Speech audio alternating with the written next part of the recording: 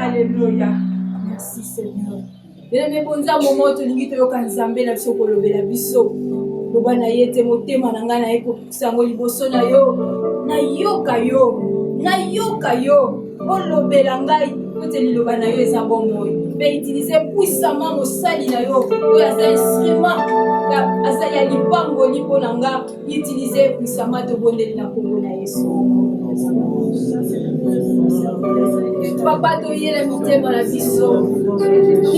biso etongi na posa na yo na posa koyoka yo kote toyebi liloba na yo kaka moko efo change bomoi na biso mobimba liloba na yo kaka moko ekobikisa Yesu maladi nyonso liloba na yo kaka moko yawe ekochange bavi na biso ya kobela biso tozala posa yokoyoka yo utilize puissamment mosali na yo instrument oyo yopulisa mokola lelo okazala kana la bénédiction utilize ye puissamment yawe na mokola lelo na mokola Yesu Masiya.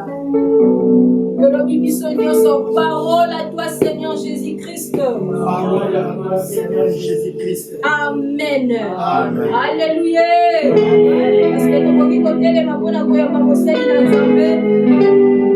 Sika tozomi totelemi wana tozobenga papa la biso le révérend Crispin Toto. Na mazole na tozobenga maboko.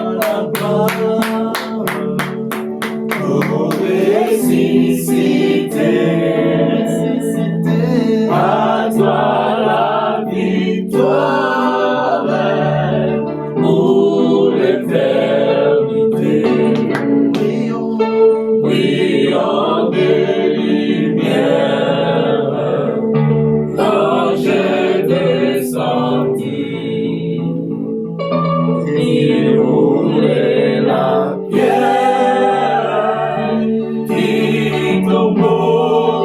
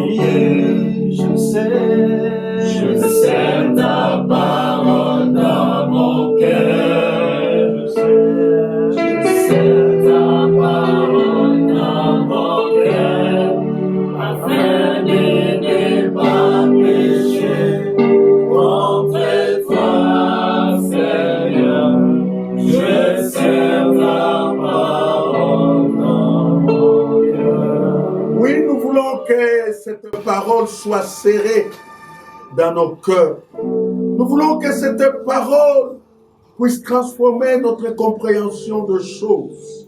Nous voulons que cette parole soit comme du sel qui veut être mis dans la nourriture. Bénis mon frère, bénis ma soeur qui a pu obtenir cette opportunité. Seigneur, nous sommes là pour t'écouter. Nous sommes là pour que tu puisses nous donner les instructions et les orientations. Esprit de Dieu parle du début jusqu'à la fin. Au nom de Jésus-Christ. Amen. Amen.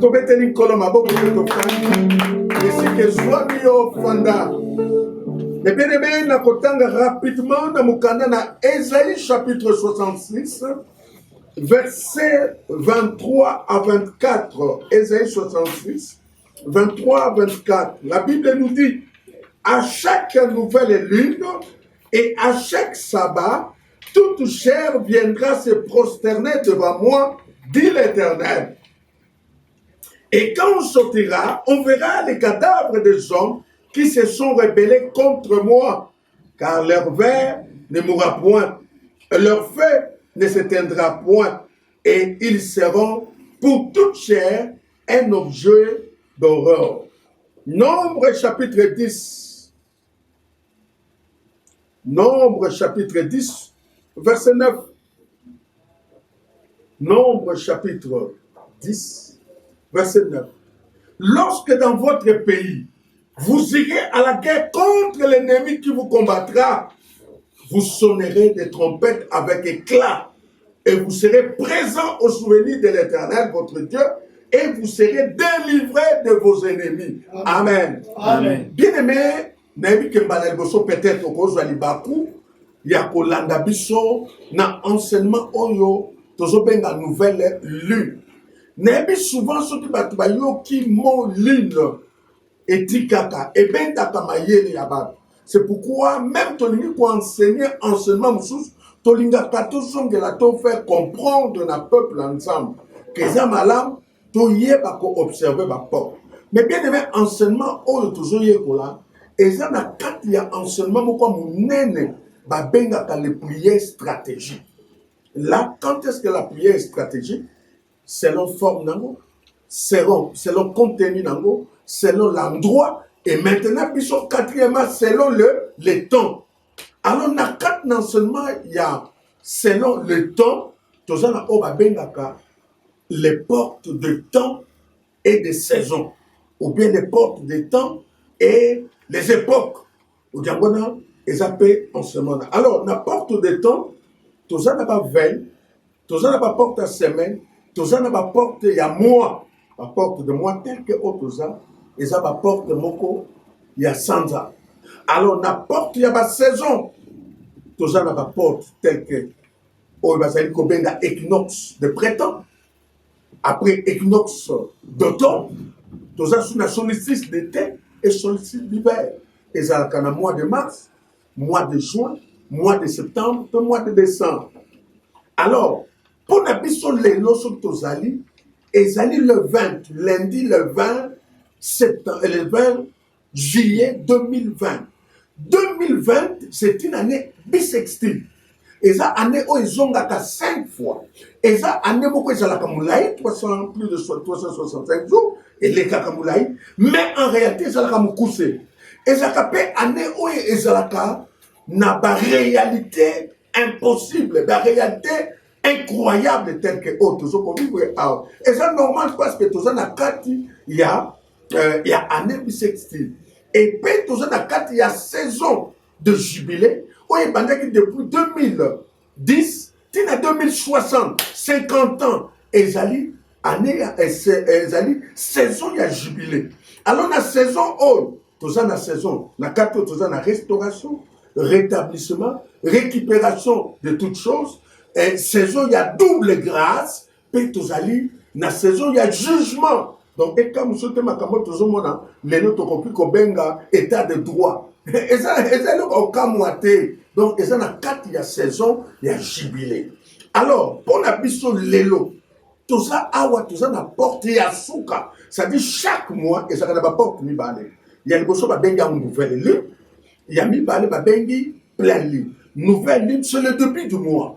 Aucune version Jérusalem, il y a les commencements du mois. Aucune sémence, il y a le début du mois. Mais nous, on a une nouvelle lune. Et bien, il y a Sandra. Personne ne sait qu'on a pleine lune. Il y a une porte tout ça. Alors, à chaque nouvelle lune, telle que tout ça, toute chair viendra se prosterner. C'est-à-dire, il faut tout ça qu'on a culte tel que tout ça, tout ça a raison, tout ça quand tu as volonté ensemble, il faut tout ça qu'on a culte. C'est pourquoi on a eu ça rapidement, que tout ça va calendrier. Pour qu'on passe par commande, il y a un calendrier. Pour oser la canaba précision. Si on a pour comprendre, nouvelle ligne des académies. Au moins, nous sommes allés à Sanda, l'école à l'Inzaka, et ça l'école à Arc. Ah, Sanda, c'est qui est pimi. Ok. Mais c'est pour ça la précision. Mais bisous, tout ça, dans le calendrier, ils ont fait ça, bisous, ma précision, que nouvelle ligne est allée telle date et à telle heure. Pleine lune, et ça a l'air dans les tolus. Au moins, si on a un lit, bisous, on a un lit, bisous, on a un léak. Si on a un lit, on tient à ma fouta. Au moins, on a un yaka, kotonda, malembe, au moins, on a un yaka tondi. On a déjà plein et tondi. C'est ça la pleine fin du mois. Mais depuis le mois de septembre 2018, il est long. Basande bandaka na nouvelle ligne et comment ko banda na pleine ligne. Oh, so comme on dit sande bandi na pleine ligne et ça sande balamute. Alors quand tu vas sande so banda na pleine ligne et écoute na ba année tel que autres sanango et vous voyez que dernièrement na parlé que aussi éclipse. Vous vous comprenez que et ça n'a pas enjeu spirituel. C'est pourquoi nous allons inviter un combattant. Il faut avoir la connaissance, on a fait ça. Et il y a bon dans la vie, quand tu as un contact, quand tu s'abonner, quand tu as na YouTube, quand tu as un enseignement ébélé, tu peux continuer à demander la bino, tu peux comme la biso, et puis manifester besoin la bino pour répondre bino. Alors, les lots, tu as une nouvelle ligne. Nouvelle ligne, et ça, Soukaya Sanza, il y a mois de juillet. Or, mois de juillet, et ça, le premier mois, il y a deuxième semestre. Premier mois, il y a deuxième semestre. Or, ma camion se dépend au commencement. Donc, il faut tout traiter à mon malade. On va rappeler plus de choses. Il y a âgé le béni. La gloire de la deuxième maison sera encore plus grande que la première. Donc nous devons traiter cette porte très bien pour aider. Parce que tu perds. Bon, il y a que depuis le mois de mars, pandémie, tu perds ma cambébélé. Et les conséquences, c'est que depuis 15 ans, parce que il va monter. Si vous prochainement, on va déprouver par écrit. 15 ans. Il y a des conséquences. C'est-à-dire que dans le but de la pandémie, ils ont continué depuis 15 ans. Non. Les conséquences, c'est le plan économique, c'est le plan social, c'est le plan économique. C'est pourquoi observer ma porte de temps pour échapper à certaines choses. Nous avons rappelé que dans la pandémie, ils sont déjà au contact. Observation, il n'y a pas tout ça. Il y a 40 jours, il y a préparation. Oh, pour la biso, il y a vaccin. Et bien, tu vas y monter. C'est pourquoi mes bien-aimés portent à l'élo. Tu sais que tu traites en malade parce que sa première porte, il y a deuxième semestre. Alors, le col perdre depuis le mois de mars. Tu toujours que le motif va décembre, toujours que la réalité, va enjeu. Et ça m'a casse. C'est un l'élo. Il faut te traiter porte malade. Alors, nous avons dit que quand tu peux te traiter porte malade, qu'est-ce qu'il faut faire? La ligne que le et le moment et ça va manquer. Mais ça n'a pas d'avantage. Et ça a un avantage. Et ça peut pas na bolamu na yo et que ça la malam. Alors il y a un peu de dynamique collaborer. Tu y a ko sambela. Biso tu y a ko sambela. Tu kotanga kombo ya mutute. Tu kolaba kombo ya mutute. Biso to sambeli mais mutu nyonso a ko se retrouver dans nzela na yo nzela mabe. Nzamba ko ramasser. Nzamba ko ça. Au moins le avantage à ma porte de temps. Ndana ye yo ye ya ye. Tu y a ko sambela. Tu kotanga na biso nani azo bundisa biso, nani azo fina biso, nani azo landa biso. Tu ko occuper tes biso to zali ko bonda. Mais tant biso to zali ko bonda là. Yeba ete ba obi ezo kende ba conséquences ezo salem ya on a la bina yo ozambo pambola pesa nga mena bien pesa nga mena malonga pesa nga mena ya yo moko. Wakamena minene. Bien-aimé, thème nanga ezali intitulé Sois une bénédiction pour ta famille. Amen. Sois une bénédiction pour ta famille. C'est très important. Pourquoi? Parce que tant on toujours traversé ça, tant maudit. Mais, Noé azalaki sauf ça lipamboli. Nanzela na ye banane babiki, mwasi ne babiki, babokilo na ye pe basile basaki ne babiki. Non seulement banana ye bibouele angaye.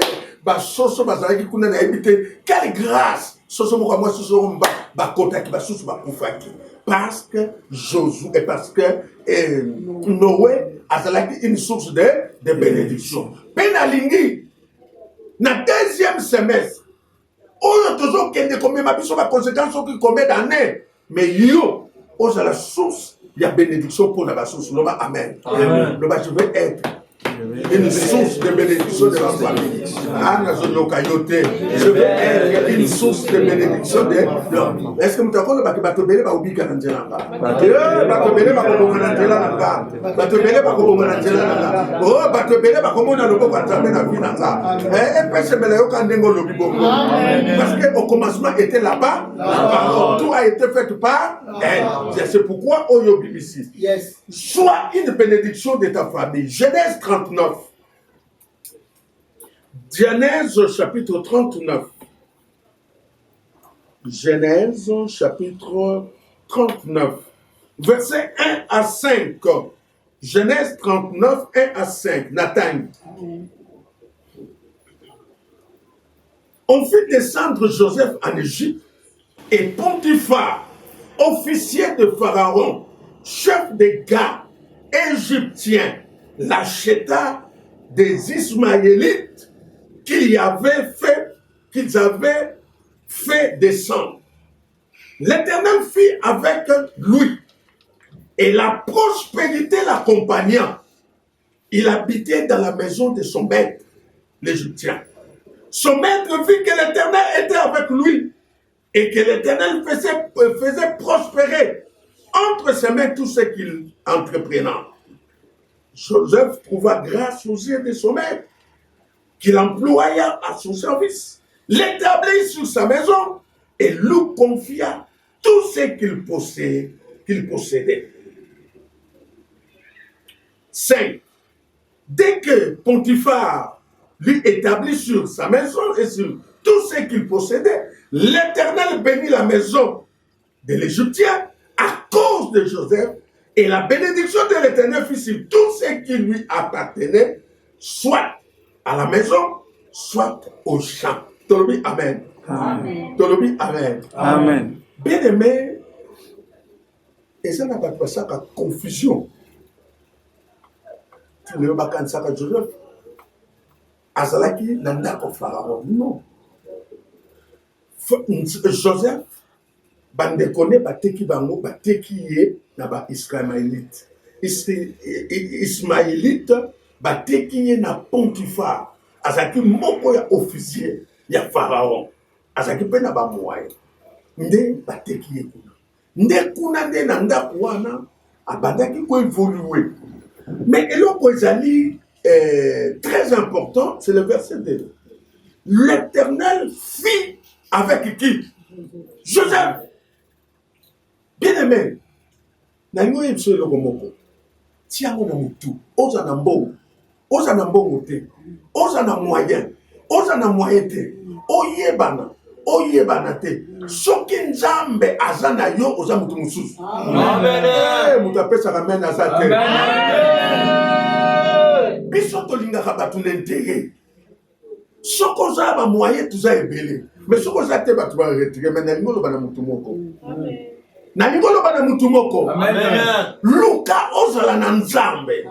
Batu bakolando me batu bakobwaka yo. Tuzo ya Yesu.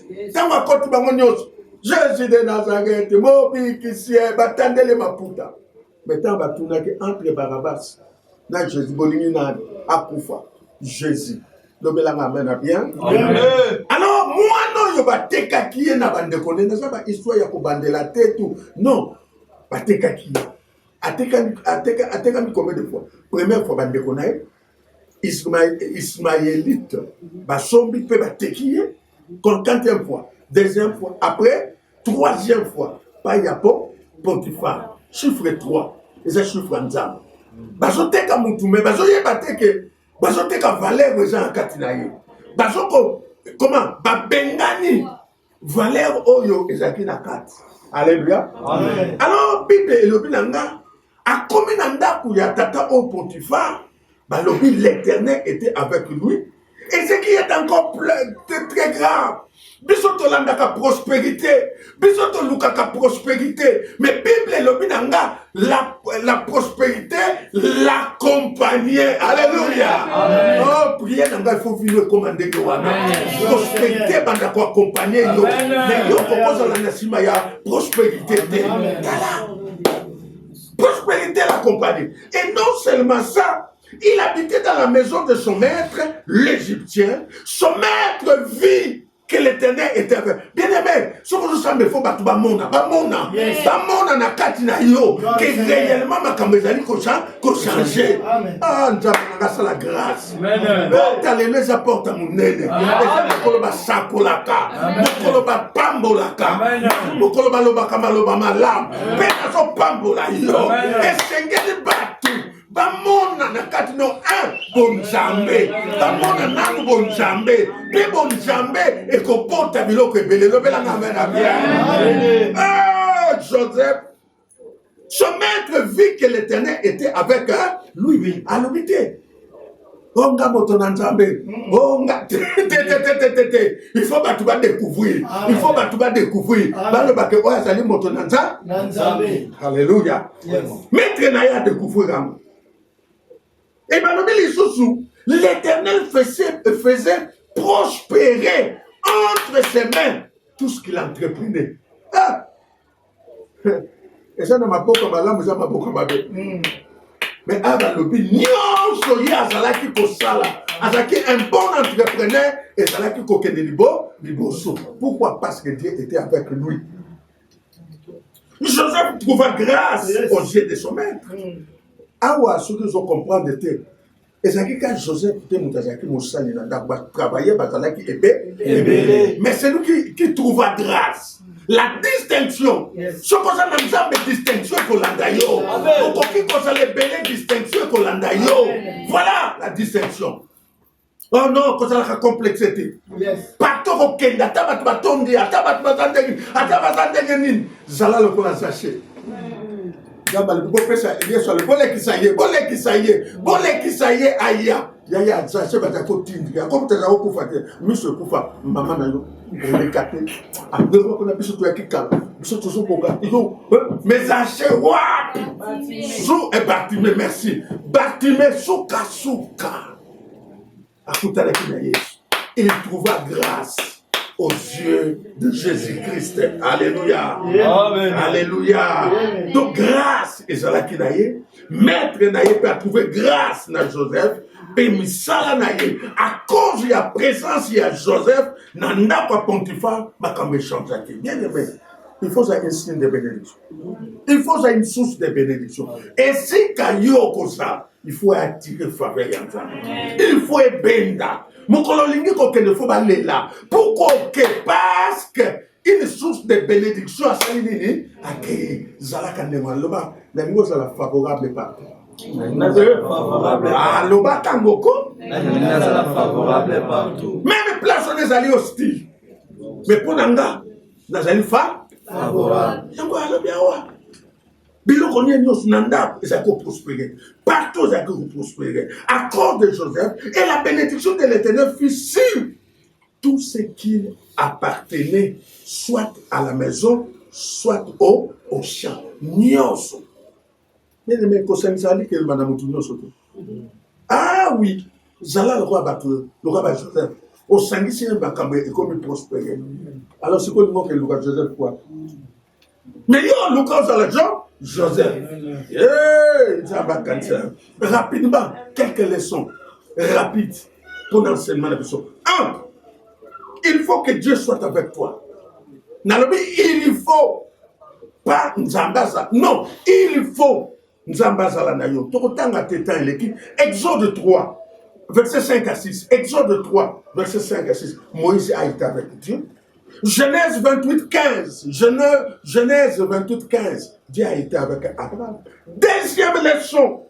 La prospérité l'accompagnait. Bien aimé, il faut prospérité et l'andabiso. La prospérité l'andabiso. Bien aimé, au bandé, il faut qu'il y ait mounene. Et si qu'on fait, il faut battre ce pelanayo. Et si qu'on fait, il ya yango moko. Musala sali ya mukeme ozo zoape belé. Moutape ça ramène le Amen. On a Deutéronome 28, 8. L'Éternel ordonnera à la bénédiction d'être avec toi. Troisième, tes mains, comme des instruments de travail, seront affermis. Mais ça, il y a beaucoup de collègues de ça. Peko fongwama et kenegoso. Alléluia. On a Psaume 90, verset 17. Psaume 90, verset 17. Quatrièmement, tu viendras un vrai entrepreneur. Tu viendras un bon entrepreneur. Bien aimé, au Congo, il y a la classe entrepreneuriat. Au Congo, ça nous. Mais ce qui nous a besoin pour échouer. Mais pour échouer, il faut que Dieu soit avec toi. Nzambe akokakozala na yo. Genèse 41. Genèse 41, verset 38. Tina verset 41, tanga onanda. Genèse 41, verset 38 à 41. Cinquièmement, la richesse te suivra. La richesse te suivra. Bomengwe kolanda yo. Bomengwe kolanda yo. Yo kate baloba na daj moko. Ngolelanda kwa. Mais yo père, oh comme maman. Richesse fouet ça la nini. Elanda yo. Alléluia. Yasuka to suke la am. Tu vivras grâce sur grâce. Sur la place du marché, tu vivras grâce sur grâce sur la place du marché. Ah ouais, la place du marché, c'est pas Wendy. Pourtant, on dit que place du marché, Wendy. La place du marché, et nous, on a une entreprise, un gouvernement, partout, on a aujourd'hui vivre grâce sur grâce. Nous n'avons pas mon Amen. Amen. Et c'est la semence et l'on a mis dans notre moko. Et c'est la semence et l'on a mis dans la vie à motomoko. Oh, nous avons na bengo déjà Joseph. Amen. Na bengo déjà Joseph, Joséphine. Oh, Joseph a calaté, Joséphine a calaté, mais Joseph il y a prospérité. Joseph, oh, yo grâce, il y a Nzambe Zolanda et tout le bien. Amen. To kumbi mituna biso to pesa Nzambe merci. To pambolaye. Les gens allez porte mon nane. Il y a nouvelle lune. Na nouvelle ligne, nous venons traiter des affaires sérieuses. Mais ma campagne, toujours ma bonne simba bien. Toujours traiter la première porte, premier mois, il y a deuxième semestre. C'est que porte, il y a moins influencé deuxième semestre. C'est tout bon délit. Père éternel, soyez qu'on fasse la paix, qu'on coupe ça, le sous. On a le bas. Et ça, il y a un motuya. Et puis, il pamba te. Et ça, pour la nga. Il y a la source, il y a les pamboli, il y a les bons. Il y a des comme ils vont, comme ils tika, comme ils kaba. Pour te yo sungaga. Il y a un gars qui a kokokate. Mais nous avons besoin. Il y a les souvenirs. Na pombo na Yesu. Bien aimé, Moutounio sur le lot a renouvelé engagement na Yesu. Mukola yambaka Yesu. Zongela maloba ona yomoko. Olobaki mokonzi Yesu na fungoli motema nanga na bengi yo yaka kota na bokonzi nanga soit direction lelo renouveler ango parce que sika watongo sana makamususu renouveler ango na monoko na motokoneni nzambe na peso merci parce que na année 79 au sala grâce na zwali papo ya kozwa liloba na nzambe na yambaki yo Yesu lokola mokonzi pe mobikisi na nga lelo na ye ko renouveler engagement wana na vie na nga na kozana nzambe mosusu mobele yo na yamba yo lokola mokonzi pe mobikisi tikala na trône ya vie na nga tikala na centre ya motema na nga nzambe kumisama na yo nzambe pangolama na yo netolama na yo na kombo na Yesu. Merci Seigneur. Bien aimé, Bible, celui qui a le Fils a la vie. Celui qui n'a pas le Fils n'a pas la vie. Donc celui qui a Jésus a le Père. Si vous témoignez réellement, Nzamba Zanayo, Tobombe.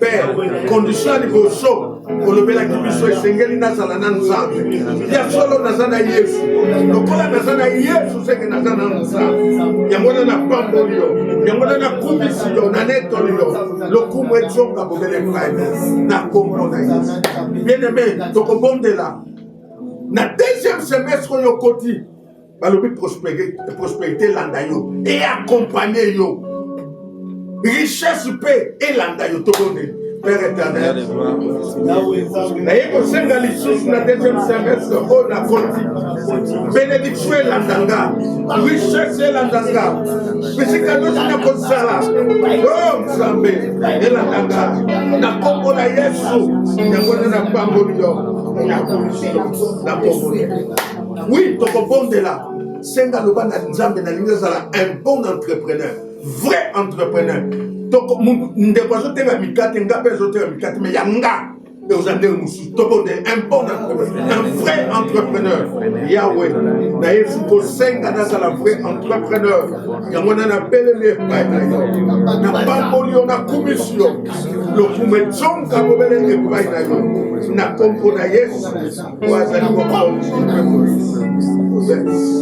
bondela epai na nzambe loba seigneur komisanga source ya bénédiction mpona libota na nga na nzela na ngai fo bato ebele babonga na nzela na ngai bato ebele fo bayebana na nzela na ngai kibokondi fo emonana tokondeli nzambe nasengi nazala source ya bénédiction mpona libota na nga la famille restreinte comme la famille élargie esengeli bato badécouvrir que réellement naza source ya bénédiction nandimi yango na kombo na yesu esika nyonso ezwami otelema tolingi oposede sanza oyo mpo ekoma ya biso tozoloba au nom de jésus natelemi na porte ya nouvelle lune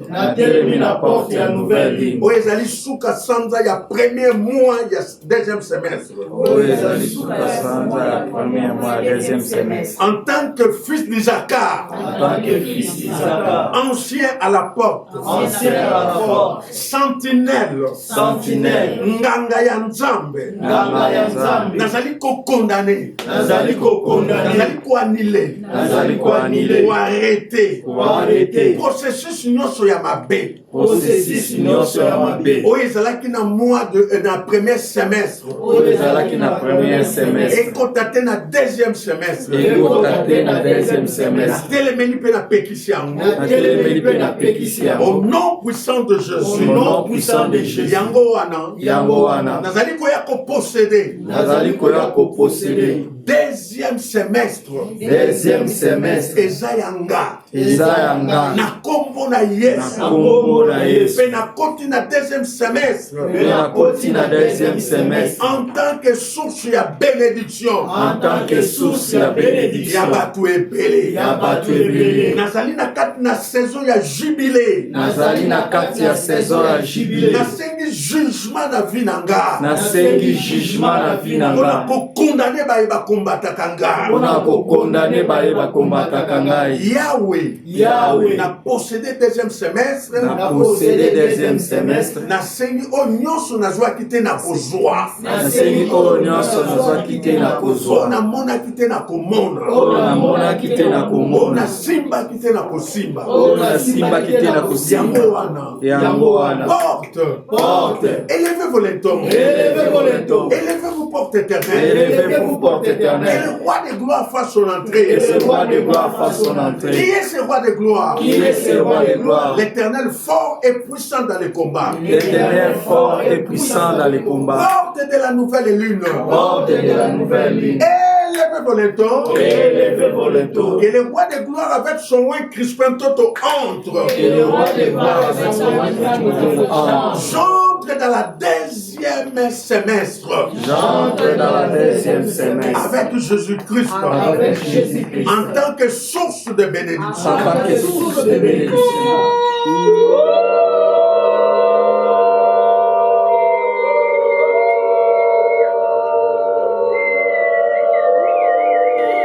Père éternel, Dieu tout-puissant, Lola osa témoin, ma belle osa témoin. Biso to mekolika ko maloba ipesi biso.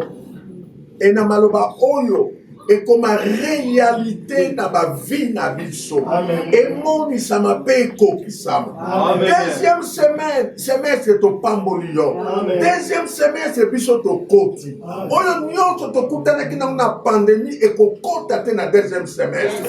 Na semestre nzambe on nyonso to perda ki to ko récupérer. On to joie ki te to ko joie. Ba porte nyonso kanda mesili ko fongwa.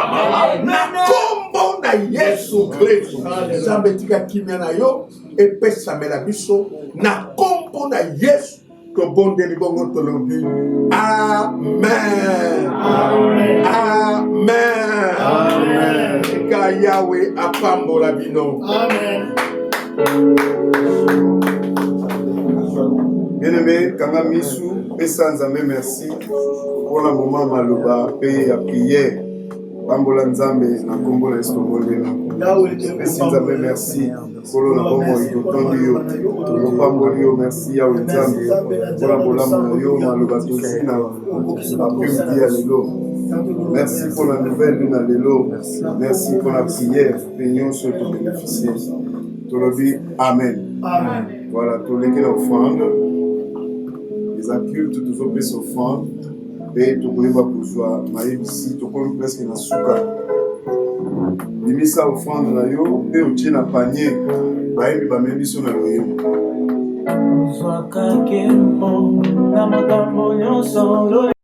Tolobi, on a biso, tous allés na Kinshasa, RDC. Papa a un bureau à Zelko Yamba de mardi et mercredi de 8h à 12h. Dans le Kamazali Kotungisa yo, problème mon pesa passe na vie na yo, bokoki koya akoyamba yo boko solo là. Donc mardi mercredi de 8h à 12h. Et tout le bien était dans la chaîne YouTube et pas wapi ba programme ba te na biso nyonso e ba culte tozo sala ezali koleka. Bokoki ko rater en direct okozwa na YouTube epai tozali Betty Crispin Toto TV bokoyeba kokota mpe kolanda nyonso ezali comme baenseignement ezali kuna tolobi mpe toza na groupe ya WhatsApp epai tozozwa baprogramme nyonso yango wana tolandela baprogramme parce que na ndenge mikolo eza kokende makambo nyonso ekoki kozonga na normal ekozala malamu tozala déjà avisé elingai mpe koyebisa ete tozongelaki déjà likambo etali construction ya temple na biso toarretaki à cause ya confinement mais moke tozokende lokola makambo ezali kokende na suka biso sisu tozongelaki opération wana yango tolobi tozali kosilisa likambo ya première partie ya dalle ezosenga biso $7,500 yango wana bien aimé tozocontribue na mutu moko $50 mpe mata likolo soki oza na plus nzambe akopambola yo kaka yango wana okoki kotindela biso mbongo na nzela ya M-Pesa to na Orange Money bien na compte na biso ya Equity Bank na Equity Bank Congo numéro na biso ezokomama na se wana okoyiba kozwa yango ozwi numéro okoki mpe kotinda na compte M-Pesa na biso ezali plus 243 81 24 74 041 Orange Money ezali plus 243 85 32 35 698. Oui, ici que chaque dimanche, jusqu'à ce que confirmé aussi là, ma culte en direct, na niveau il y a Facebook, au qui va connecter, puis il va pour l'andamamater. Voilà où ils ont qui m'a ici, au premier na souka, il y a culte na biso, il y a nouvelle lune, il y a mois de juillet, tout télémien si qu'à tout ça. Et sans jamais merci pour le mokolo. Yo suis possession, il y a deuxième semestre. Au quotidien, na yesu longo pe okomona loboko na nzambe tonda nzambe wana tobondela kombo na Yesu.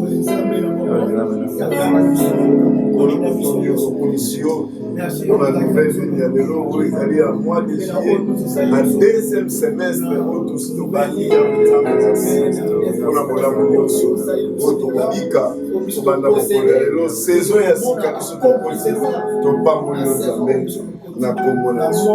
Merci Seigneur tofungoli maboko na biso toyambi lipamboli pa ya Yahweh nzambe na bomoi toyebi ete deuxième semestre se bandi Et tu boucler déjà mois de juillet.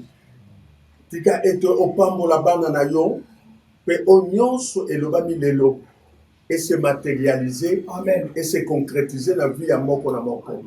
Nzambe toyebi te soko bandi likambo keleke na oti na suka. Tika ete bozombi ya moko na maboko no, pe kimia na yo ekota na mabota na biso. Tobondeli bongo pe tolobi car c'est à lui qu'appartiennent Le règne, la puissance et la gloire pour les siècles des siècles. Amen. Amen. Amen.